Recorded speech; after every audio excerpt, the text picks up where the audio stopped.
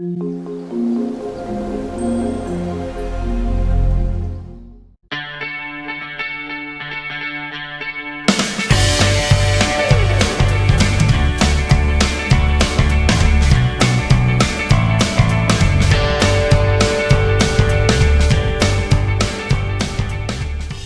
muy buenas tardes. Mi nombre es Gabriela Sandoval de Tu Strategies.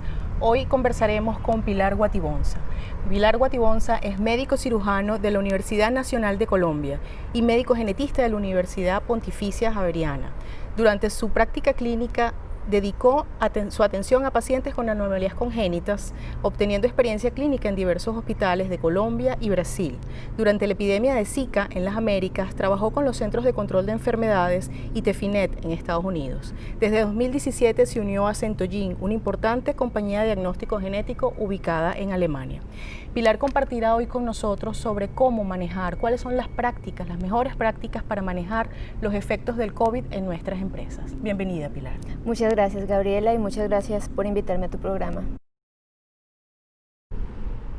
Comenzamos preguntándote, Pilar, ¿cuáles son los factores determinantes que potencian el contagio del COVID en el mundo? Porque esto ya es un fenómeno mundial. Sí, el factor más importante es el hacinamiento, y se podría decir que es el no uso de las máscaras para tener conversaciones. Resulta que las gotas que expelemos al hablar, al conversar, al toser, al estornudar, pueden viajar incluso un metro y medio. Por tanto, se recomienda que se usen máscaras al momento de tener conversaciones e incluso en momentos pues, de interacción con las personas, sobre todo en espacios cerrados. Por tanto, ese es el factor más importante. Yo diría que en América Latina tenemos una particularidad, y hay ciudades que son densamente pobladas, y ahí pues vamos a tener entonces más contagios de coronavirus. Okay, factores como la higiene o la insuficiente higiene podrían explicar este detonante, esta proliferación de casos en el mundo y especialmente en América Latina. Sí, es cierto, la higiene juega un papel fundamental, sobre todo desde el inicio de esta epidemia se ha dicho que debe existir un protocolo al estornudar o al toser. Este protocolo pues consiste en utilizar el codo, no utilizar la mano, y también pues evitar los saludos de tipo abrazo, evitar el saludo de mano, porque pues allí pueden estar presentes los virus y se pueden transmitir muy fácilmente.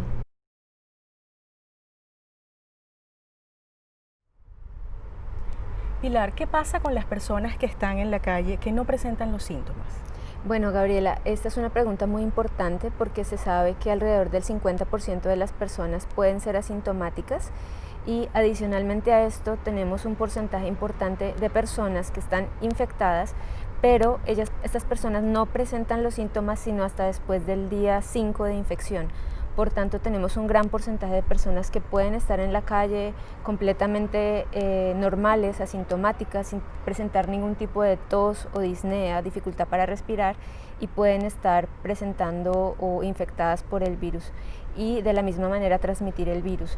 Por eso ese es un factor muy importante el que tú mencionas, y no solamente en esta epidemia de coronavirus, pero en infecciones con otros virus también se ha visto este mismo factor.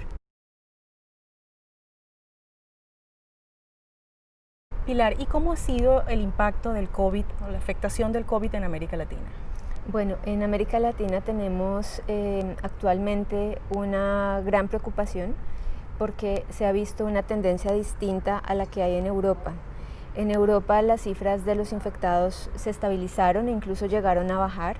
Por tal motivo se retiraron las medidas como cuarentena, como aislamiento preventivo. Pero en América Latina estas cifras vienen en aumento, la cifra de personas afectadas, incluso teniendo en cuenta que en América Latina también se realizaron medidas de aislamiento en diferentes países. No en todos, porque pues esta epidemia pues los gobernantes tienen autonomía de empezar con sus medidas, pero a pesar de que se hizo cierto tipo de confinamiento en América Latina en general, las cifras vienen aumentando, no solamente en América Latina, pero también en Estados Unidos, y esto se debe a diferentes factores. En América Latina podemos decir que se trata algún tipo de susceptibilidad genética, aún no confirmado, pero sí se sabe que personas que tienen otras comorbilidades, por ejemplo, diabetes, hipertensión arterial, enfermedades del corazón como tipo cardiopatías, enfermedades de base, suelen tener mayor afectación por este coronavirus. Y no solo esta susceptibilidad genética, pero también otros factores como el empobrecimiento crónico, podemos decir, de los sistemas de salud, algunos desvíos de recursos que pueden ser comunes en nuestros países, hacen que los sistemas de salud se vean empobrecidos crónicamente y el sistema debilitado en general. Además, esto se suma a la falta de equipos de protección personal para todos los trabajadores de salud en general. No podemos hablar de una región en específico, pero en toda Latinoamérica podemos ver este mismo efecto. Y otra cosa que puede potenciar en América Latina es otro factor que puede potenciar en América Latina esta infección por coronavirus es el efecto social. Resulta que no tenemos seguridad social y muchas veces los trabajadores tienen trabajos informales, deben trabajar diariamente para poder sobrevivir, y a esto se suma las grandes diferencias entre la salud pública y la salud privada. Sí, que eso es un factor determinante, sin duda. Sí. ¿Podemos comparar la situación de Europa, por ejemplo, con la situación de América Latina? Hay países en Europa realmente muy afectados, Italia, España, Alemania. ¿Qué pasa? ¿Cuáles son los factores que pueden ser similares si comparamos las dos regiones? Sí, en esta epidemia hemos visto que hay algunos países que se comportan de manera similar y hay algunos países que sí tienen una clara diferencia. Entonces podemos comparar, por ejemplo, España e Italia, que pues por su ascendencia latina, digamos, tienen ciertas costumbres como cercanía, como grandes familias, como la costumbre de saludarse y de estar en estrecho contacto físico con las personas, como más calurosos al saludar, y también unos sistemas de salud que no son tan generosos como los sistemas de los países nórdicos o como los sistemas de Alemania. Entonces, esas diferencias demográficas y también en cómo estaban los sistemas de salud desde antes generan un impacto bastante importante. Es decir, incluso dentro de Europa no podemos decir que todos los países se comportan de manera similar. Hemos visto que la mortalidad y la morbilidad en Alemania ha sido más baja comparada contra la morbilidad y mortalidad de países como España e Italia. Y lo mismo, la tasa de personas que han estado afectadas y que han muerto es completamente distinta. Puede ser que se trate por diferencias genéticas como tal en las poblaciones, pero todavía no podemos mencionar ese tipo de factores en Europa. Ahora, si lo comparamos con América, tenemos allí como dos escenarios grandes, y es América del Norte y América Latina. En América del Norte también se vienen viendo unas tendencias de infectados con unas curvas de crecimiento bastante altas, y eso se puede deber a que hay una poca aceptación de las personas a las medidas iniciales para evitar el contagio, como la mascarilla, como la higiene bastante profunda, lavarse las manos con frecuencia, utilizar gel para las manos. Muchas personas en Estados Unidos salen a hacer, por ejemplo, marchas, protestas, sin tener en cuenta estas medidas. Y si lo comparamos con lo que ha pasado en Alemania, por ejemplo, en Alemania la gente ha sido muy estricta con las medidas, y eso se evidencia pues en una disminución en el número de infectados a través del tiempo. Pilar, hemos investigado un poco sobre esta pandemia y hemos encontrado que la detección temprana de esos casos, que podrían ser casos en efecto asintomáticos, es un factor clave en esa baja mortalidad. Eso en efecto es así, eso ha ocurrido en países como Alemania, por ejemplo, y estos países nórdicos. Sí, por supuesto. Alemania tiene una ventaja en esta epidemia, y es que en Berlín se desarrolló la primera prueba para detectar como tal el test de uso clínico. Entonces, eso ayudó a que se pudiera realizar detección temprana de las personas asintomáticas y realizar un seguimiento de los contactos, es decir, no para solamente con detectar una persona infectada en la familia, sino van y revisan qué otras personas estuvieron en contacto estrecho, no solamente de la familia, pero en el círculo laboral, en el círculo de amigos. Entonces eso ha sido muy importante e incluso se tiene una app en Alemania que te va notificando cuando tienes personas cerca que tienen el diagnóstico positivo con el fin de que tú tomes las medidas, de extremes las medidas, de que hagas más lavado de manos, de que utilices gel después de tocar una puerta que es de uso público, por ejemplo en la entrada de un edificio, etc. Sí, te genera una alerta. Sí, te genera una alerta. Muy, muy interesante. Pilar, ahora pasemos a las empresas. Según tu experiencia y tus conocimientos, ¿cuáles crees tú que son las mejores prácticas que debemos aplicar en nuestras organizaciones para mitigar los efectos del COVID? Bueno, es una excelente pregunta y es algo que tenemos que comenzar a aplicar en la medida de lo posible, entre más rápido mejor. Y es uno, el distanciamiento social en las empresas, es decir, hay muchas empresas que estamos acostumbrados a tener unos espacios de trabajo bastante limitados, cerrados e incluso sin ventilación.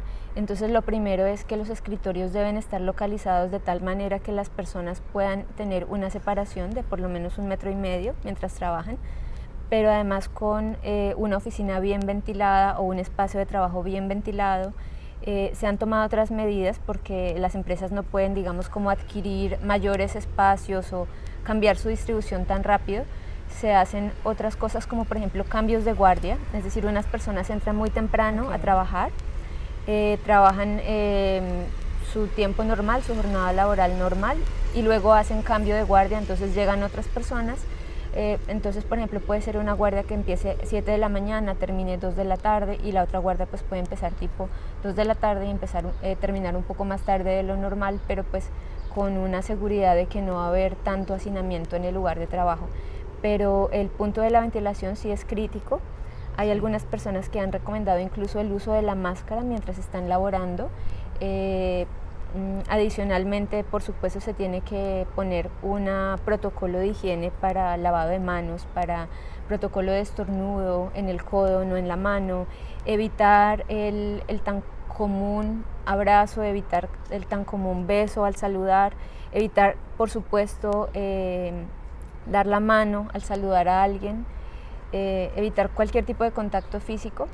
Extremar también las medidas de limpieza en áreas que son comunes, por ejemplo en las cocinas, en los baños, limpiar muy bien lo que son chapas, que la gente siempre toca allí.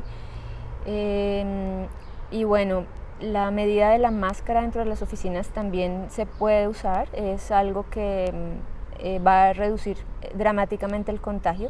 No tiene que ser una máscara N95, por ahora se recomienda cualquier cosa que evite como tal el movimiento de partículas. Así que puede ser una máscara sencilla o una máscara de tela, pero pues eso sí se recomienda.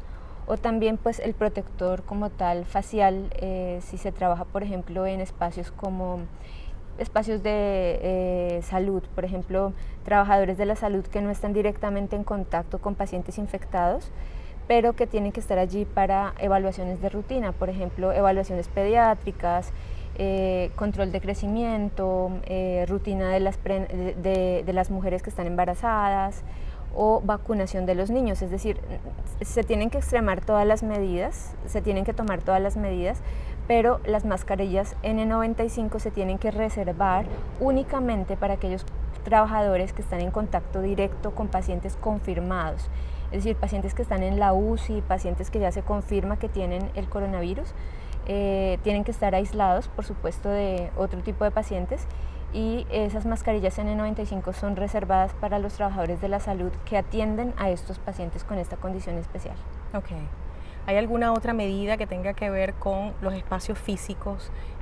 ¿Hay formas de tapar los puestos de trabajo o de separar? ¿Qué has visto sobre eso? Sí, se recomienda también realizar como una división que puede ser, por ejemplo, en vidrio para muchos trabajadores que atienden clientela, o para muchos trabajadores que tienen que estar pues en contacto directo. Puede ser un espacio que está dividido por vidrio, por ejemplo un cristal, pero que sí se puede pues mantener limpio para evitar también contaminación por fomites. Esto es cuando se toca, por ejemplo, una superficie, una persona infectada toca la superficie, esa superficie ya va a estar contaminada por varios días en el caso del coronavirus, entonces hay que estar limpiando los espacios frecuentemente, pero sí se puede hacer la división a través de vidrio, por ejemplo. Hay un punto muy importante, Pilar, y es, hemos hablado, y siempre se ha hablado, por lo que uno lee en las redes sociales y en los medios, sobre cómo mantener la higiene y el distanciamiento social en espacios físicos de trabajo donde hay computadores, donde la gente está sentada normalmente como lo que uno tiene, la imagen que uno tiene de las oficinas. Pero también hay empresas que tienen grandes áreas de producción.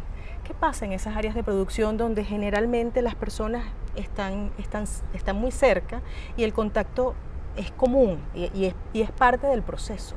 ¿Qué podemos hacer en ese caso? Bueno, en ese caso hay que tomar las medidas de usar la mascarilla y usar también un protector facial individual, es decir, no se puede compartir este protector facial, es únicamente para una persona y debe ser limpiado pues a diario. Y también el uso de la mascarilla facial todo el tiempo es indispensable en este tipo de lugares. Adicionalmente la ventilación y evitar el hacinamiento. Sin embargo, si es parte de un proceso de producción, yo diría que solamente evitar como tal el contagio a través de aerosoles y a través de contaminación. Otra cosa muy importante es cuando se tienen empresas que producen alimentos o que empacan alimentos, porque a través de este mecanismo se puede contaminar al cliente finalmente, porque si alguien tose, estornuda o contamina el producto, pues se va a tener un producto contaminado y ya se ha detectado, por ejemplo, en China, el segundo rebrote que está apareciendo ahora, que empezó en Pekín, ha empezado justamente en un mercado donde se venden nuevamente productos de mar. Entonces allí se tiene que usar todas las medidas como guantes, protector facial y tapabocas el 100% del tiempo. Sí, eso es importante, porque muchas veces no hacemos foco en esas empresas y es un problema finalmente de salud pública. O sea, si hay una infección masiva hacia los alimentos en estas condiciones, te podrás imaginar, ¿no?, lo que puede ocurrir. Claro, todo el lote puede estar contaminado y esto pues puede producir una epidemia aún mayor claro, en los consumidores. Y exceder el sistema de salud pública. Sí, y es muy importante esto que tú mencionas porque a veces la gente cree que esto no es una epidemia, que no es tan grave, piensan que quizás es una gripa y las medidas que se están tomando, aunque parezcan severas, son las indicadas y no es que estamos tratando de parar la epidemia, no se puede parar. Lo que estamos tratando es que se nos llene el sistema de salud, es decir, con este coronavirus el mayor inconveniente es que una persona, incluso joven, incluso sana, puede necesitar un respirador, un ventilador para poder continuar viviendo por una semana o por 3 semanas o incluso por meses. Entonces esos recursos son limitados y ya cuando vamos a hablar de la contaminación hacia los trabajadores de salud, pues ya no vamos a tener trabajadores de salud capacitados que se encarguen como tal del cuidado de estas personas enfermas. Es decir, no queremos parar la epidemia, queremos solamente evitar que llegue a un desastre si se llegan a sobrecargar los sistemas de salud. Mencionaste hace unos minutos sobre el problema de los sistemas de ventilación, de la importancia que es tener en cuenta la ventilación en estos espacios, sobre todo cuando son espacios cerrados de oficina. ¿Nos puedes comentar un poco sobre esto? Sí, claro. Y bueno, gracias por volver a este punto porque sí es un punto bastante importante. Mucha gente puede creer que está protegida porque tiene un sistema de ventilación, pero se sabe, por ejemplo, que en los aviones donde el sistema de ventilación es recirculante, es decir, simplemente es para el movimiento del aire, pero no hay un filtro como tal capaz de captar partículas tan pequeñas como son este tipo de virus, pues no va a servir para nada. Si se tiene una ventilación que no va a atrapar estos virus, lo que vamos a tener es un contagio masivo de personas. Entonces esto es un factor muy importante. Se puede hacer como tipo filtro para poder captar todos los virus, o simplemente pues abriendo las ventanas, como tratando de tener más ventilación del exterior. Finalmente, Pilar, ¿cuáles son las recomendaciones que tú le darías a las empresas en América Latina para mitigar los efectos del COVID? Bueno, esta es una pregunta bastante compleja y tiene pues diferentes tipos de soluciones. La primera sería empezar con una higiene, es decir, esto no cuesta nada, hay que tener un lugar apropiado para lavarse las manos, para tener desinfectante, por ejemplo, después de que se atraviesan puertas comunitarias o puertas comunes, tener gel desinfectante allí, incrementar la frecuencia de la limpieza de manijas, por ejemplo, de puertas comunes. Esto es básicamente utilizar la mascarilla en caso que haya pues espacios cerrados o, como lo comentamos, espacios de producción. Utilizar como tal una distribución de las oficinas que optimice como tal las medidas, que son más de 1.5 metros, y sobre todo tener una flexibilización para los trabajadores, tener quizá 2 tipos de guardias, una guardia en la mañana, otra guardia en la tarde, y además de ello, si se puede realizar test preventivos, pues sería lo ideal. En caso que no se pueda realizar esto por cuestiones monetarias, sí se tiene que tener una flexibilidad en cuanto a los trabajadores no tienen que oficialmente ir al médico a buscar una incapacidad laboral en caso de síntomas similares a la gripa, simplemente tienen que realizar un aislamiento.